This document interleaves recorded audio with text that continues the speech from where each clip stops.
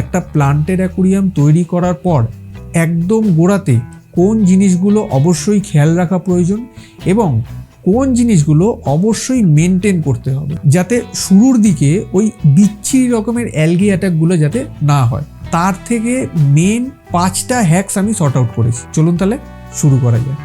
প্রথমেই বলি লাইট নিয়ে। প্রথম দিকে অ্যালগি প্রবলেমগুলো অনেক বেশি আসে, তাই এই অ্যালগি অ্যাটাক অ্যাভয়েড করার জন্য লাইটিং পিরিয়ডটা কমিয়ে রাখাটা জরুরি। এর ফলে অনেক রকম অ্যালগি ইস্যু আসে, তাই আপনাকে লাইট ইন্টেন্সিটি এবং লাইটিং পিরিয়ড তো অবশ্যই কমিয়ে রাখতেই হবে। তার সাথে সাথে যেটা আপনি করবেন সেটা হলো ট্যাঙ্কে কভার করে রাখুন। মানে আপনি যদি 6 ঘন্টা লাইট দেন, বাকি 18 ঘন্টা পুরো ট্যাঙ্কে কভার করে রাখুন। হ্যাক নাম্বার 3 হলো কন্ট্রোল নিউট্রিয়েন্টস। একদম স্টার্ট আপ পিরিয়ডে ফার্টিলাইজার দেওয়ার কোনো প্রয়োজন নেই, অন্ততপক্ষে প্রথম 1 মাস তো দেওয়ার কোনো প্রয়োজনই নেই। হ্যাক নাম্বার 4 হলো অ্যাকুরিয়ামে অ্যালগি ইটার্স অ্যাড করা। এবারে আপনি অ্যালগি ইটার্স হিসাবে শিম্প অ্যাড করতেই পারেন, এছাড়া অ্যামানো শিম্প অ্যাড করতে পারেন। অ্যামানো শিম্প যে কোনো রকমের অ্যালগি খেতে ভীষণ ভালোবাসে।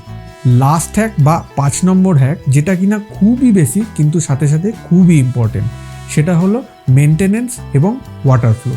আরও বিশদে জানতে হলে নিচে দেওয়া ভিডিও লিঙ্কটাতে ক্লিক করে গোটা ভিডিওটা দেখে নিতে পারেন।